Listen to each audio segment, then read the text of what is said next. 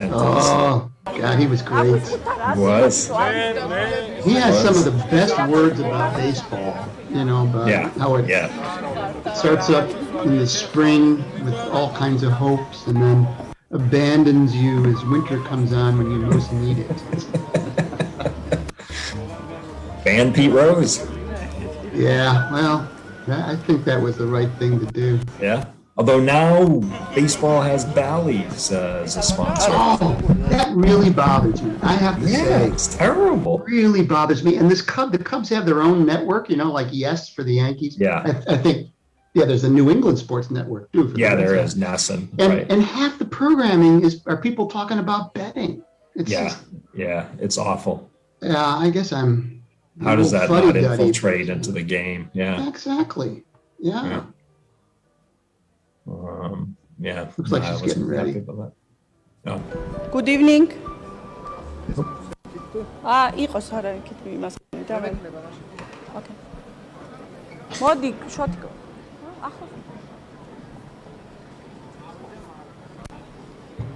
Good evening, my dear friends. Thank you so much for coming tonight.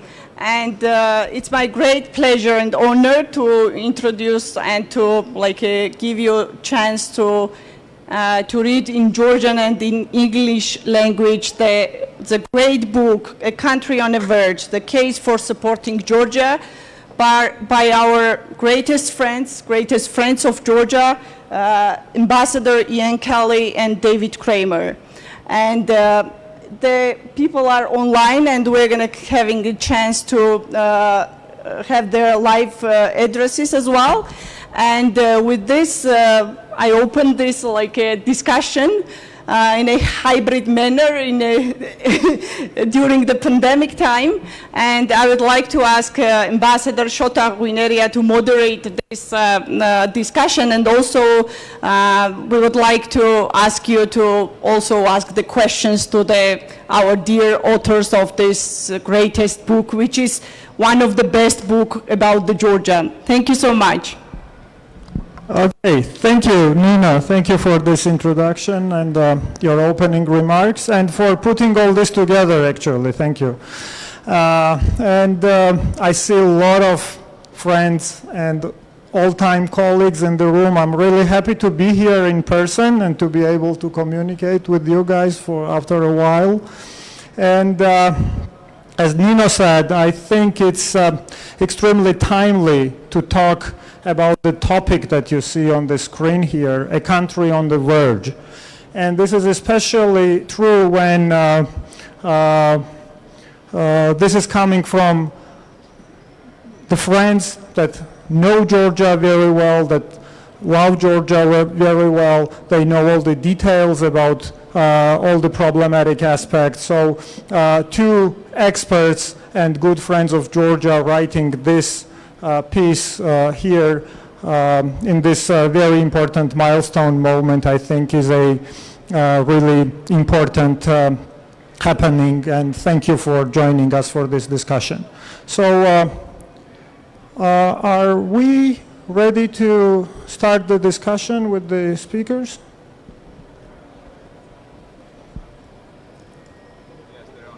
Okay, great. So I will have now a little challenge of moving myself around and talking to David and Yin and to the audience at the same time, but I will try to do that as skillfully as I can. Neither of our speakers today need any sort of introduction in Georgia, and both of you are well known as great friends and long-standing supporters of Georgia. But I will still introduce David Kramer and Ambassador Yin Kelly, the authors of this very interesting read. And without further delay, let me ask first opening question to both of you. So why do you think this country is on the verge? And what are the three tests that Georgia is going through at this moment, and how does it look from where you sit? I mean, are we doing a good job to promote national interests of our country in these turbulent times when so many things are happening? But we will have a chance to discuss the specific events a little bit later on. So I will stop here, and I will ask David maybe to start, and then Ambassador Kelly.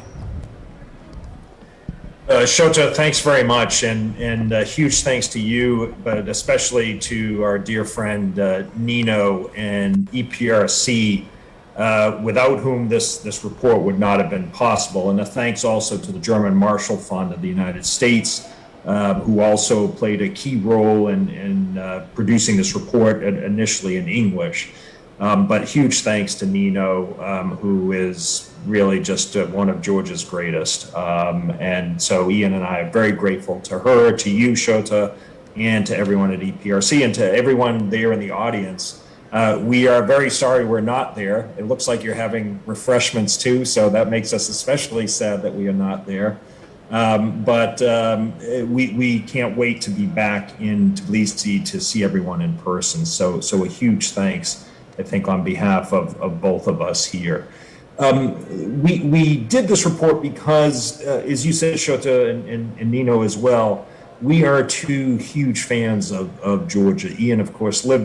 It was important to put down in a report, in this book now, thanks to Nino, our concerns, but also our recommendations on the way forward. And I should also preface it by saying we deliberately added an author's note at the beginning.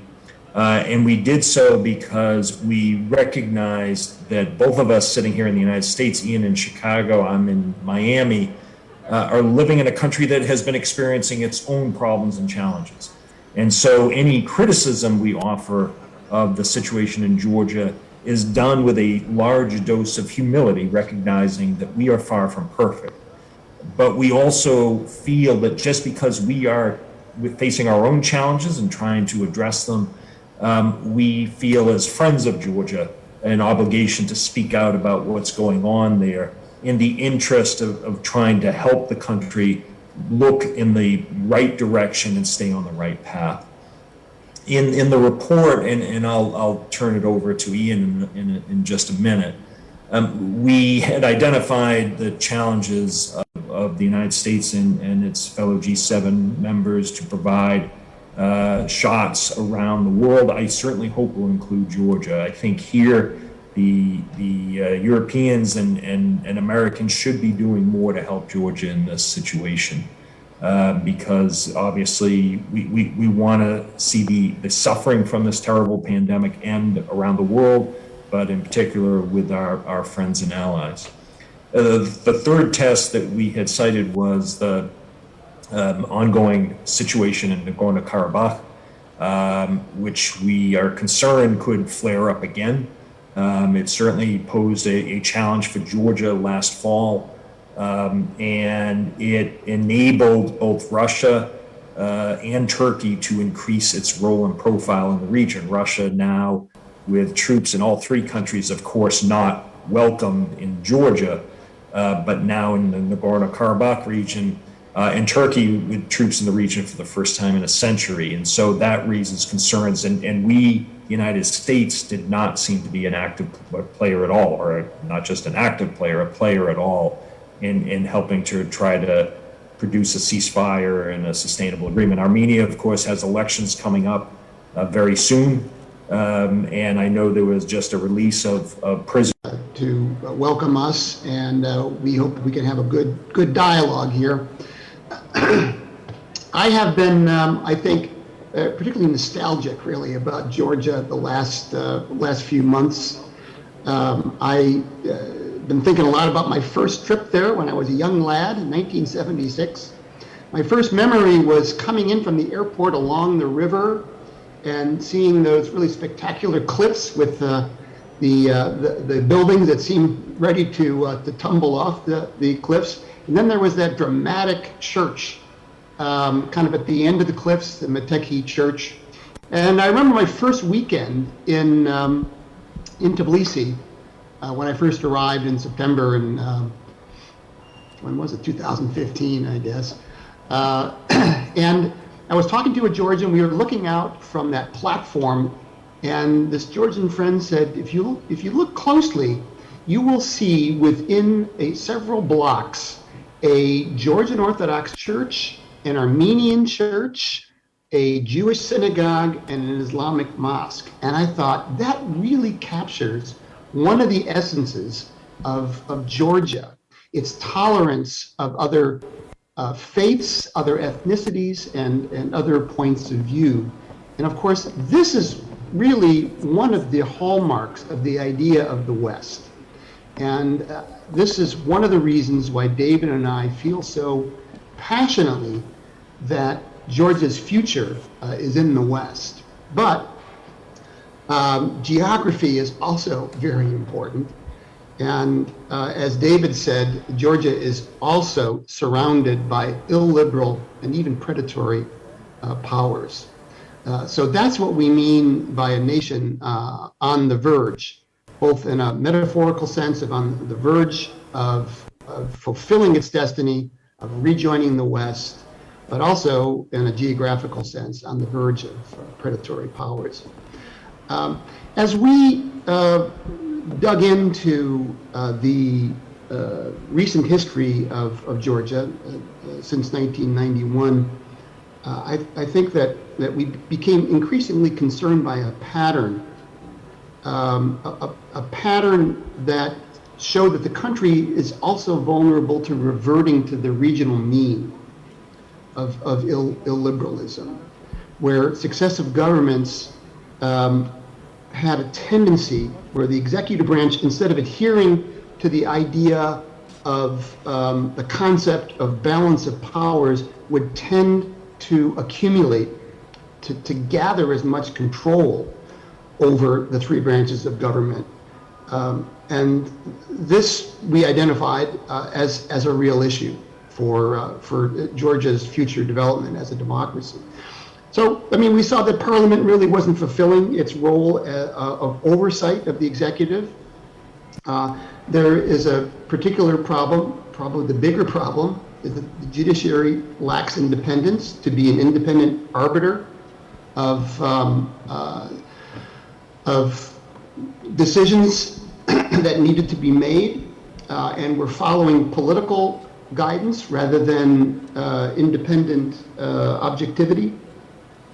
So that's kind of the bad news. But the good news is that there, outside of governmental institutions, there are institutions which hold government accountable. And we identified, first and foremost, civil society. There is a very strong civil society system of NGOs. And they call out the government and ensure a robust debate. And this is absolutely critical to any democratic system. There's also, I think, at least in relative terms, a strong independent media sector. And that, of course, upholds the idea of freedom of expression. And then finally, there's the Georgian people themselves. And the Georgian people themselves enjoy, I think, freedom of assembly, much more, again, than countries in the region. And they enjoy, especially in relative terms, I think, the freest elections in the post-Soviet space. So Georgia is a nation on the verge, and we're particularly concerned about them being surrounded by illiberal, predatory powers. And David and I both believe in the ability of the United States to make a real difference for countries that are in a democratic development stage, which I think Georgia still is. And so we wanted to be sure, with the new administration coming in and new Congress coming in, that Georgia did not slip down in the list of priorities. So that was really our main purpose for writing this monograph. Thank you very much. Thank you, Ambassador, very much. And let me come back to you with a quick follow-up question. We have entered these extraordinary times of summits, right? There has been a G7 summit recently that produced communique that discussed basically everything except Georgia. There was Belarus mentioned by name, Ukraine mentioned by name, but there was nothing on Georgia. There is a NATO summit going on. Ukraine and Georgia were not invited to that summit with sort of bureaucratic reasoning, but the main thing is that we're not there. Okay, we understand all the explanations why we're not there, but the fact that matters the most is that we're not there. And then the third summit in Geneva. And I remember when we had another presentation of this report, we were still hoping that this summit would not take place, at least in this uncertain manner, and there would have been real deliverables prepared beforehand, before the two leaders could just sit face to face and start talking about all the problems that are there. So what do you take from it, Ambassador? Where is Georgia in all that? And what could or should we do to be on the agenda of those very important international happenings? Because this is something that can keep us alive, right? Yeah, I wouldn't read too much into the fact that the G7 statement didn't include Georgia. It did include a couple of crisis points in Europe, Belarus and Ukraine. So in some ways, it's good news that Georgia is not listed in those areas of crisis points. Having said that, it is important, I think, that Georgia and Georgia's friends continue to highlight the position that Georgia is in, to highlight the importance of supporting Georgia, the importance of the United States role in particular in ensuring that there are not more inroads, both political inroads and military inroads into Georgia's sovereignty. But that's something that I mean, you do have friends in Washington, particularly in this administration, much more than the previous administration. And so it is important, I think, that at a very early date that Georgia does have a high-level meeting with the Biden administration. I think you're a little hamstrung right now because there's no confirmed assistant secretary for Europe, who would be your natural interlocutor for the State Department. But I think Georgia has got some work to do as well. I don't think that you can just count on a Washington which is distracted by a lot of crises. That Washington will continue to place a high priority on Georgia. You need, I think, really to step up your diplomatic game, not just in Washington, but in Brussels as well.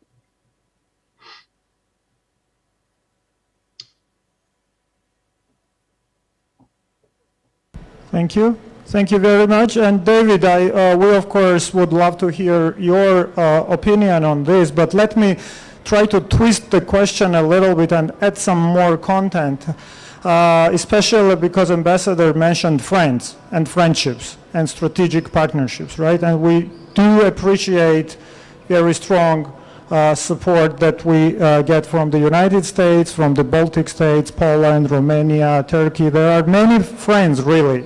But what we witness as a trend today is that when there is a criticism coming from those friends. You know, there has been harsh statements from Congressman Kinzinger and Senators Risch and Shaheen and many, many others. And in response to this, our government was saying that we do have strategic partnership with the United States, and you know, the opinion of a couple of people do not really matter, and that the strategic partnership is somewhere, you know, above all that specific things that we worry about. And then the same for our good friend Zygmantas. And what the Prime Minister recently did was, I guess, the most shameful thing that I have witnessed from such a high-level leader, and he named him as, you know, jokingly, Gizimantas, which would mean a madman in Georgia. And then, what was the most important thing, he mentioned the visit of President Nauseda, which was really a very important visit and a demonstration of political support, as sort of the only important thing in Georgian-Lithuanian relationships, and he kind of washed this Zygmantas away by the fact that officially, on the official level, through diplomatic channels, this sort of strategic partnership in the stars, it's still there. That's why people like Zygmantas, they don't really matter. So what is the thin line between the strategic partnership and actionable help and support on the ground, and how we should make sure that the strategic partnership actually works for the benefit of both countries? David. Well, Shota, let me say this, that the criticisms that have been voiced by members of Congress, by members of other countries' parliaments, by analysts like Ian and me, are done because we care about the country. And are concerned about where the country has been headed in the recent past. And it would be a mistake, I think, to dismiss or write off the criticisms that are voiced. Members of Congress who follow Georgia care deeply about it, and it is bipartisan. There aren't a lot of things that are bipartisan in the United States these days, but support for Georgia is one of them. And we have heard members of Congress talk about conditioning U.S. assistance, and there's been more than $4 billion in military and non-military assistance to Georgia in the past several decades, conditioning assistance on the country's dealing with the problems that it's been wrestling with. Zygis Pavlonis, who's been a longtime friend of Georgia's and of mine personally, is a passionate defender of freedom and human rights. And it would be a terrible mistake to dismiss him as someone unimportant or someone who is biased. He cares about the country. He wants to see Georgia succeed. I'll let him speak for himself whenever he's able to, but just since you invoked his name as a longtime friend of his, I definitely want to defend what he's done. And I think what he did was very brave in trying to facilitate a compromise between the Georgian dream and the opposition. And I think that Georgians should understand that we do recognize and appreciate the contributions that Georgia has made on a number of different levels. Georgian troops have partnered with the U.S. military in Iraq and Afghanistan and elsewhere, demonstrating Georgia's commitment to being net contributors to international security. And Georgia has answered nearly every call from both NATO and the EU, despite not yet being a member in either, to serve in peacekeeping and or combat missions. And Georgians have served without caveats, side by side with U.S. troops in Iraq and Afghanistan. And Georgia continues to provide significant support to NATO's operations and missions in Afghanistan and Operation Sea Guardian, and contributes to the NATO response force. So, and there have been some 36 Georgians who have paid the ultimate sacrifice in participating in these missions. So we recognize and greatly appreciate the contributions Georgia has made. Georgia is the most pro-Western country in the region. It's the most pro-American country in the region. And that last point underscores why it's so important for the United States to stay heavily engaged in Georgia, to try to do what it can, recognizing that Georgia's future is going to be decided by Georgians, not by Americans. But when our friends, whether in Georgia or elsewhere, stray from the democratic path and do some things that might jeopardize the country's trajectory, then I think it's our obligation, whether we're sitting in Washington, Miami, Chicago, or Vilnius or Brussels, to speak out as friends of the country and to say, we're worried about where you're going.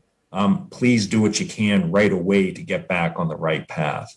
And I think that's what all of us have been trying to do. Some of us have used some pretty strong language and have indicated that there were certain steps that should have been considered if Georgia continued down the path it was on. I'm glad now, I hope, that those steps won't be needed, but understand that we're not taking our eyes off of Georgia. We're still going to follow it very closely. And if things again go down the wrong path, we'll speak out about it. Hopefully the next time in person in Tbilisi rather than virtually or remotely. Okay, thank you, David. Thank you so much. And as I mentioned in the beginning of this event, I see so many good friends and old-time colleagues here that I will not take any more of time here. I will not abuse my privilege of the moderator, and I will now open the floor to the audience for the questions. So I see first hand here from Batu, which is not surprising to anybody, I guess. But Batu, please go ahead. David, Ian, thank you for your great report. It's much appreciated. It's very sharp and also gives quite a good description of the trajectory Georgia went through since the regaining independence.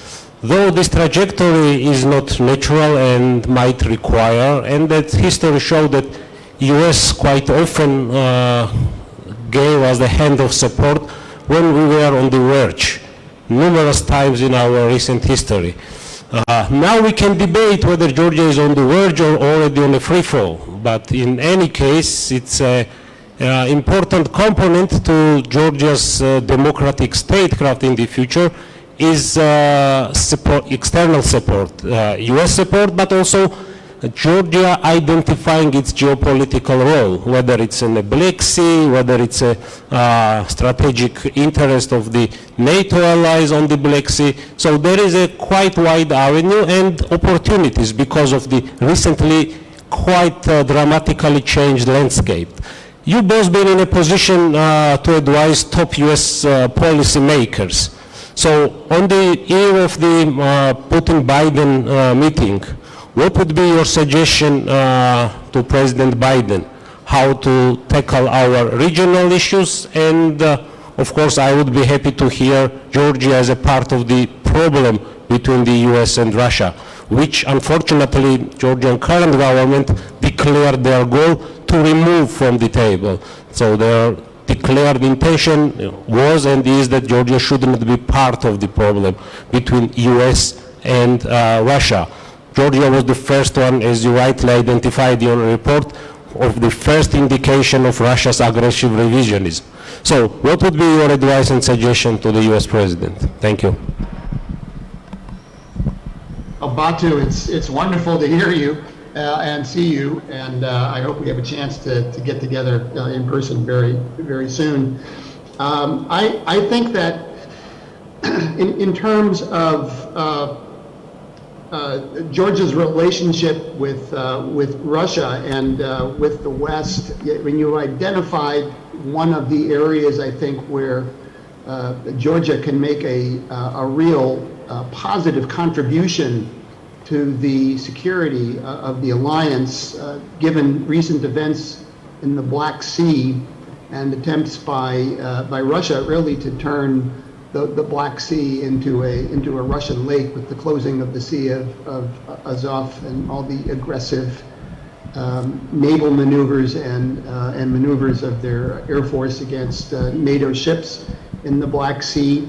So I would say that that's one area I think that that Georgia should try to expand on, being a net contributor to the alliance in terms of its security in the Black Sea, which really is a great concern, I think, of the Pentagon. On the issue of Russian aggression, of course, the United States itself has been a victim of Russian aggression when it comes to malign influence, and I would hope that the president, when he raises this issue, which I think will be one of the top issues that he raises, that this is a concern not just in the bilateral relationship, although it's an important issue in our bilateral relationship, but this is an issue of concern really for most of Europe and most specifically Georgia and Ukraine. So I would hope that he would expand the open the aperture of our view on this issue to include vulnerable countries like Georgia, and then just finally to assert that we are not going to close the door on aspirant countries that want to join the alliance, and we also are going to support those countries that have made sovereign decisions about their defense posture, and that we are going to continue with programs like the U.S. Army's Train and Equip program.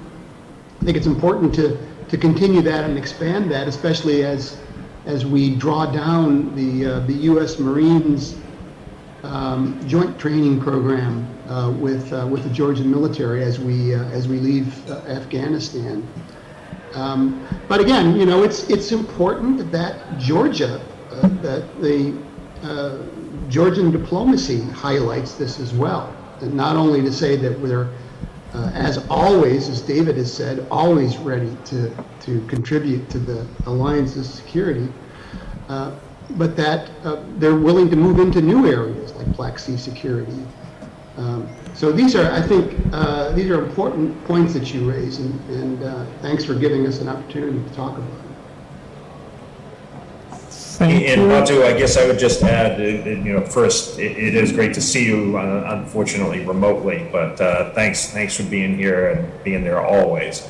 I was pleased to see that the Georgian Parliament issued a statement supporting Georgia's integration into NATO, so that was a good sign. I hope today, and I haven't seen anything come out yet from the meeting in Brussels, I hope NATO will reaffirm its commitment to Ukraine's and Georgia's membership in NATO. I realize to a Georgian audience that might sound a little hollow, since this was originally pledged in 2008, and here we are 13 years later with not a great deal to show for it. But it is important for NATO to reaffirm its open door policy and its commitment to the membership of your country and of Ukraine. And that's a signal, obviously, to you there in Tbilisi, to Ukrainians in their country, but also to Mr. Putin before his meeting with President Biden. Ian and I were talking before we started today.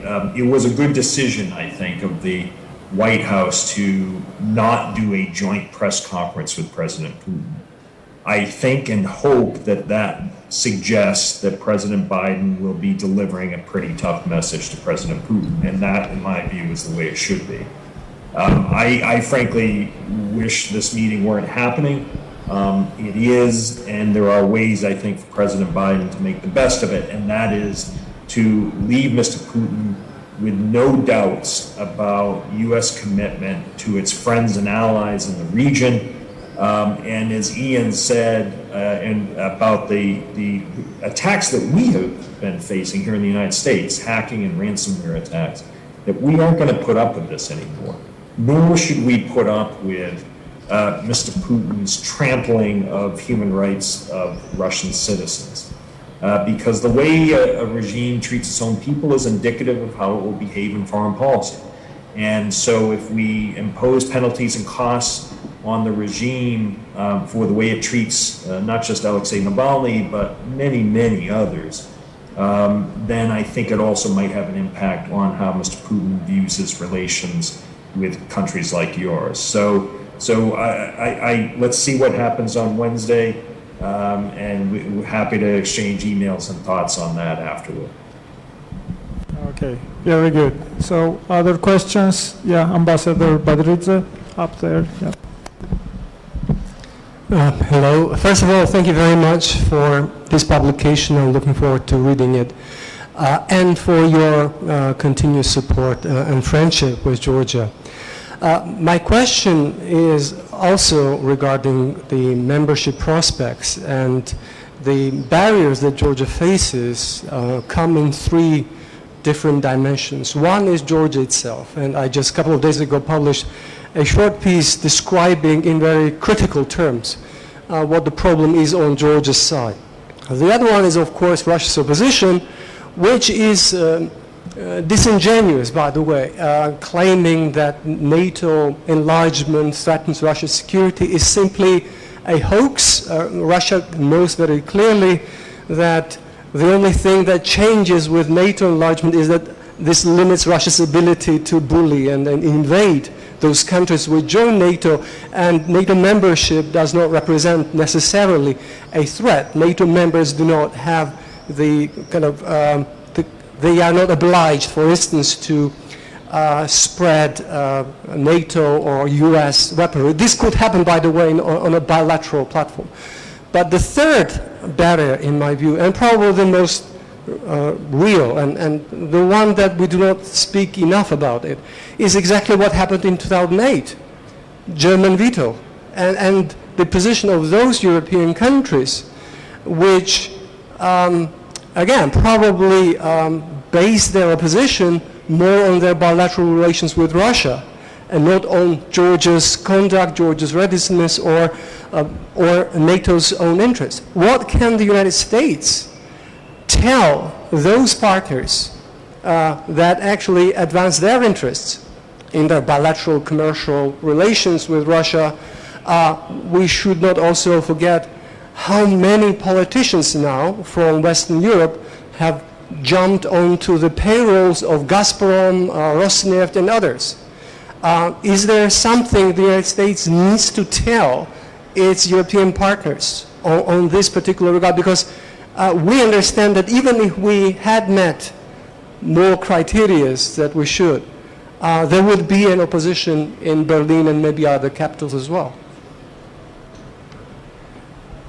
Well, it's great to see you, Ambassador, and it's always great to hear your perspective. You have such great insight, I think, to the dynamics of this important issue. I think that it's important that we all recognize that while we have to continue to say that the door is open, I think we have to recognize that we're dealing with a leader of Russia who is willing to use military force, not only to prevent countries from joining NATO, but also, as we saw in Ukraine, quite obviously, from them getting closer to the EU. So I think that we need to tell our European allies that this principle is important. The open door principle is important, but it's also very important to deter and contain, to use an old diplomatic term that I grew up with, an aggressive, predatory power like Russia. And I think that's why we need to do things like provide Ukraine and Georgia with top of the line weaponry like the Javelin missiles.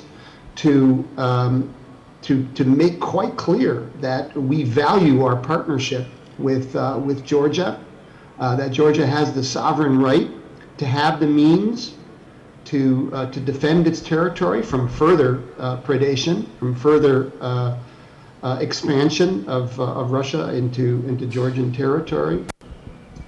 But I also think that we need to explain to Europe that we don't agree that they should expand their dependency on Russian petrocarbons. And at the same time, we need to help countries like Ukraine and Georgia defend themselves. But the big factor here, of course, is the Putin factor. And I totally agree with you that Russia is actually safer in its western borders than it's ever been. It's ironic that they identify the West as its number one adversary, the West in the guise of NATO. But there is no real threat of any kind of attack from the West. The real threats in terms of challenges to their sovereignty comes from their southern borders. And I think, American diplomats, including myself, have really talked to her blue in the face that they have nothing to fear from NATO. I'm not sure there's too much more we can do to try and knock down that myth that they're propagating, that they need to respond to NATO challenges and threats. And I'll hand it over to David. Go ahead, David. Sure. No, Ambassador, thank you very much for that very insightful question. I guess the only thing I would add are there are a few things to keep an eye on. One is Chancellor Merkel is scheduled to visit Washington July 15th.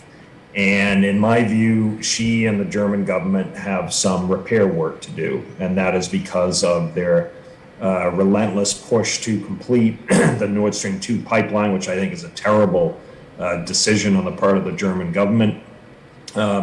And so that might make her, in her waning months, a little more open to consider what Germany could do to help countries in the region offset the pain that will be inflicted as a result of that pipeline if it is completed.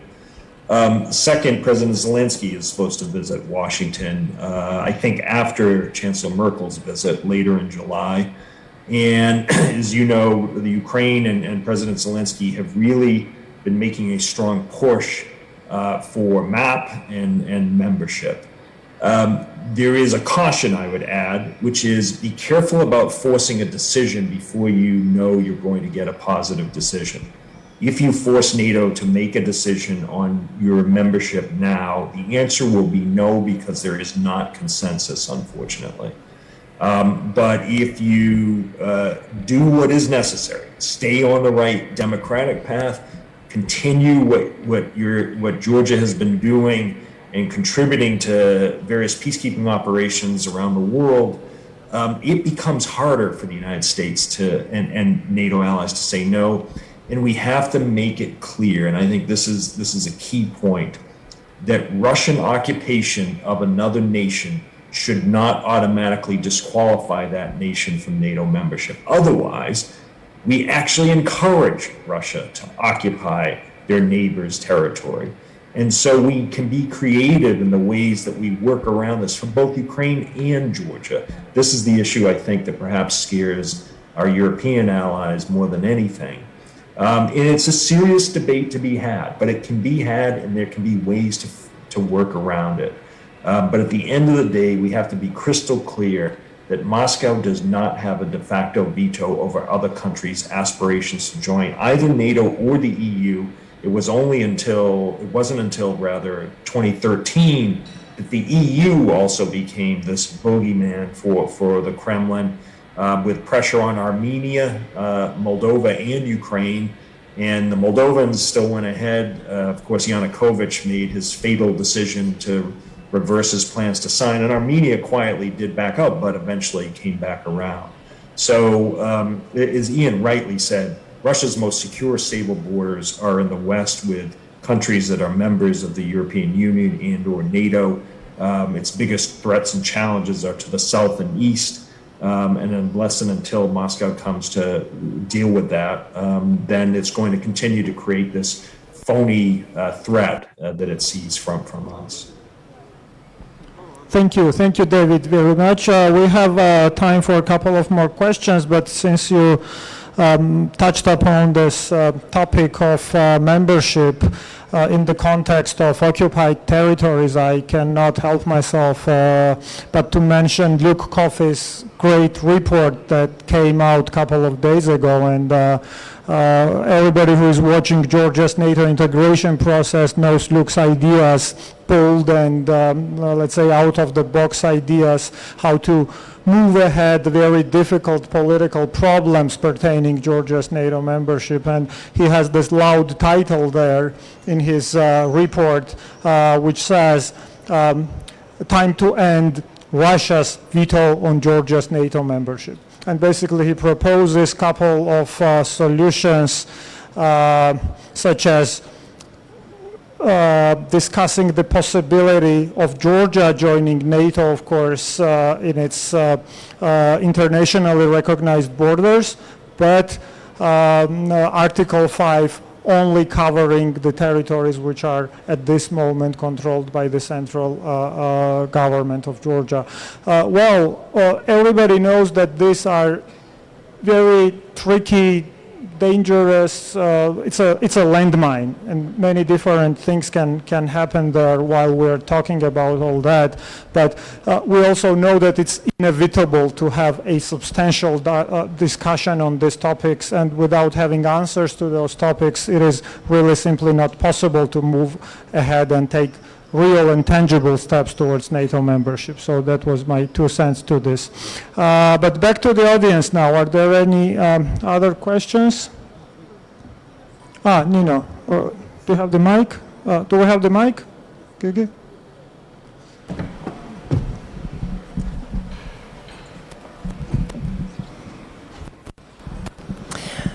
Hello, Mr. Kramer, Mr. Kelly. This is Nino Gerashvili from Radio Free Europe, Radio Liberty, with my boring questions. Another one.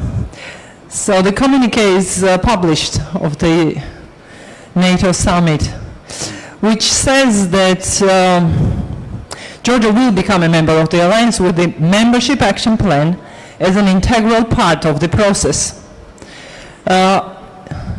Do you think the emphasizing of the MAP necessity as a necessary step, necessary stage on the way to the NATO for Georgia, it's kind of giving a guaranteed time or years, I don't know, to Russia, because it will take time to reach the membership action plan, to fulfill it, and so we are talking about, as I guess, at least about several years, I don't know, maybe 5, 10, how many, who knows.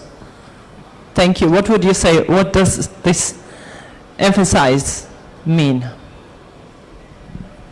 Well, thank you, Nino, for that question. I, of course, have not seen the declaration yet, but the language you just gave is exactly the language of the Bucharest summit, and I think that line with MAP being an integral part of the process was the price that many of Georgia's supporters in NATO had to pay to get some of the Central European countries on board, because I think that there is nothing in the North Atlantic Treaty that says that a country has to have a membership action plan. And in fact, that is to have a membership action plan is to invite, for however long that period lasts, as you say, it's usually years, invite a lot of, to put it mildly, mischief in that period from Russia. I think the much better way to do this would be to, as Lou Coffey said, to come up with some kind of language about the occupied territories not being subject to Article 5 protection without giving up the Georgia's goal of regaining its territorial integrity and its international borders. There's precedent for this. That's the way West Germany got in. The government in Bonn did not give up their goal of reuniting the territories of Georgia, but did, for the purposes of their NATO membership, give up Article 5 protection for part of their territory, East Germany. Yeah, I have to say, I'm not real happy with that language. MAP being an integral part of the process, because I think it's just it's a guarantee of failure of moving forward on membership for Georgia. Yeah, I'll have to see the whole declaration, but yeah, I'm sorry to see that language reinserted. It's not the most politically courageous language that I could have imagined anyway. Yeah, and I'll just add, Nino, thank you for the question, not boring at all. I would say that I agree with Ian's assessment. For quite a few years, I have felt a map actually would not necessarily be a real positive big step forward. That said, what I would say is the Georgian government and the various political parties in the parliament need to seize on this language, pursue a map as soon as possible, and get the process moving. Make it hard for us to say no. And one way to do that, by the way, and this is why one of the reasons we wrote the report, is to make sure you stay on the right political path toward democracy. Because any excuse that various political players can give to those who are sitting on the fence, who aren't certain they want Georgia in or not, any excuse you give them is a further delay in the process. Make it impossible for us to say no. And so that means continuing democratic development and continuing pursuit of Euro-Atlantic integration and dealing with reform in the judiciary and the election process and so on. But I agree, it's not great language, but make the best of it, because that's the language that there is apparently. And then work with the United States as the most influential member of NATO, but not as one that has the ability to boss other countries around. As we saw in 2008, President Bush sought to get a membership action plan for Ukraine and Georgia and failed. And the language that emerged was the alternative that he and Chancellor Merkel agreed upon. But it is a reminder that the United States, while the most influential, does not have the final say. But work with us, and I'm sure we will work with you in moving forward on this process. Yeah, and unfortunately this language was expected because there was a telephone conversation between President Biden and President Zelensky a couple of days ago, and the readout of the meeting explicitly said that the best thing that Georgia and Ukraine could hope for as a result of this summit is the deterioration of the Bucharest summit language, and this is exactly what we see there. But there are some more questions in the audience, please.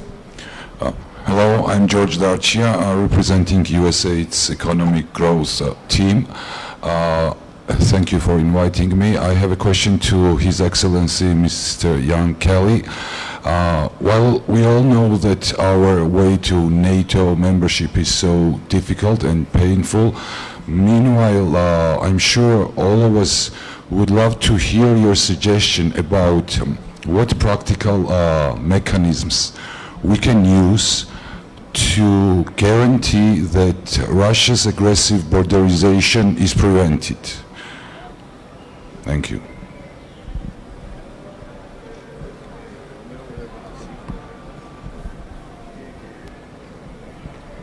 Ian, you went on mute. There you go. Yeah, I know. You're right.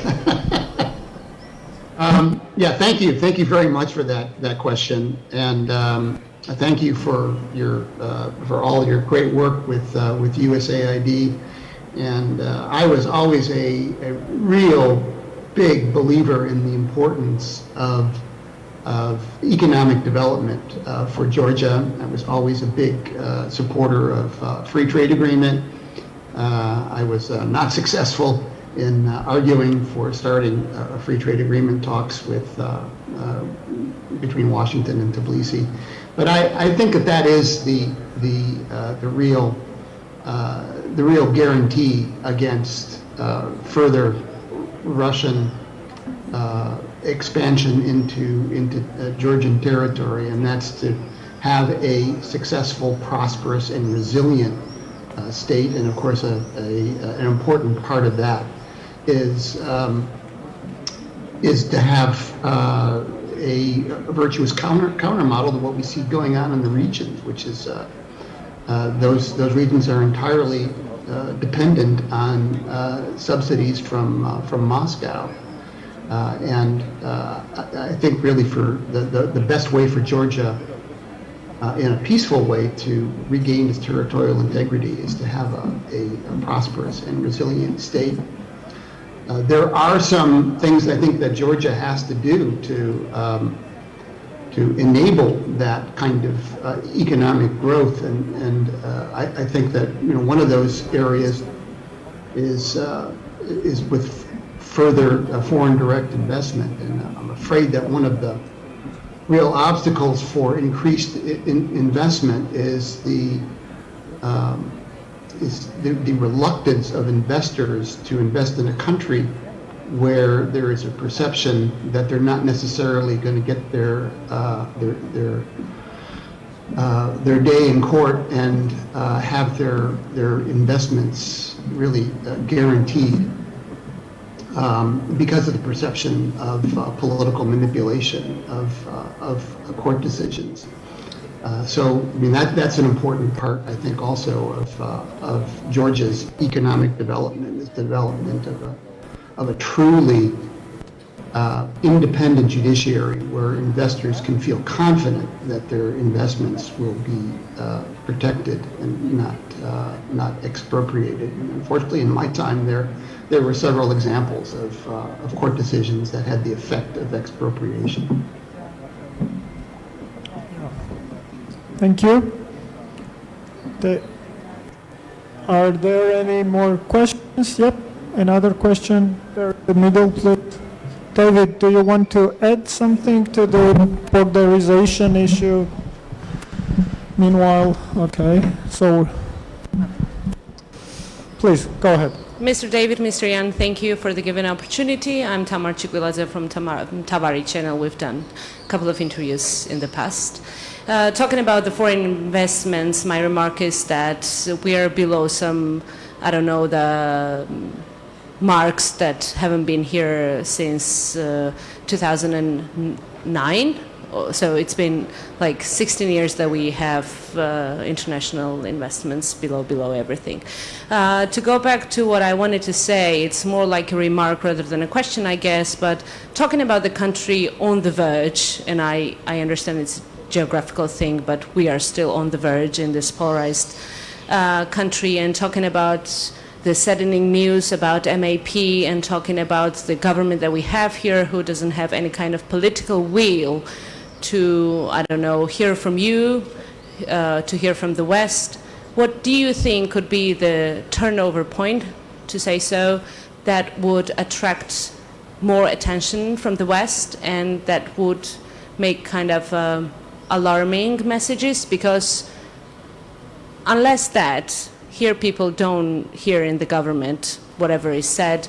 Here in Georgia, among the civil society, among, I don't know, our Western good friends and allies, including you, so they don't want to hear. So what could that be that would alarm the Western world from here in Georgia?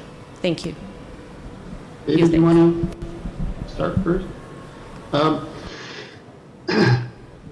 Well, I think that Georgia, I think, really has got to take the initiative. And, one of the I think one of the challenges is going to be that the keystone, really, of Georgia's contribution to NATO in a very real way in terms of blood and treasure was the security that they provided for the main NATO air base, Bagram Air Base, and that keystone effort is going away. So I think that Georgia really has to take the initiative. We've talked about the Black Sea as being a real opportunity for Georgia to make a real net contribution to security.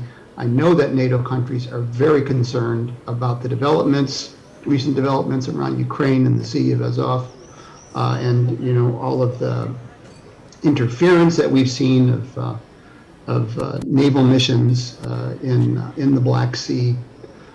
So I would urge the Georgian government to seize that initiative. And of course, Georgia has some very strong partners in the Black Sea littoral with Bulgaria, Romania, and Turkey. So that would be my recommendation, to try and do more for Black Sea security. Take the lead. Why not take the lead in it? And I guess I would just add that, as we said at the outset, the United States has its hands full internally and with foreign policy challenges. And one of those challenges is very close to Georgia, and that is the Putin regime. But Georgia came sort of on the radar screen of the United States after the Rose Revolution in 2003, and then its pursuit of a democratic path with some issues and problems, to be clear, and its interest in integrating more closely in the Euro-Atlantic community. And then President Saakashvili developed a very close relationship with President Bush. Some would criticize and say it was over-personalized. But in the Obama administration, there was distance. There was not the same kind of relationship.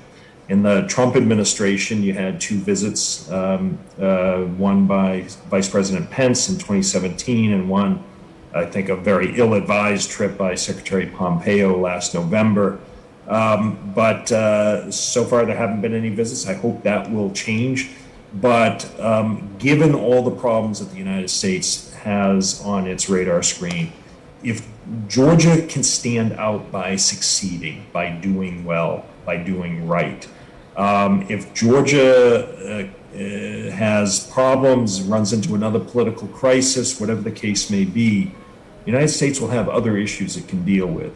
And none of us wants to see that. There needs to be a strong U.S.-Georgian relationship in order to help Georgia, but a strong, vibrant, democratic Georgia is also a tremendous help to the United States. It's mutually beneficial. And so we want to see Georgia succeed, and by that I would include developing a strong U.S.-Georgian relationship. And to do that, it means staying on a democratic path and dealing with the various issues that need to be reformed in a serious way and do it quickly. Pursue a map if that is unfortunately the option that is left in order to continue toward deeper Euro-Atlantic integration. It's vital. The United States has a critical role to play in that. But Georgia also has its part to do as well. Yep, absolutely, and I think this is a great point to sum up and to kind of round up our discussion today, because everybody in this room and beyond understand that foreign policy is not a narrative. It doesn't really matter what you say unless what you say in the policy is actually supported by the actions on the ground. And we have seen that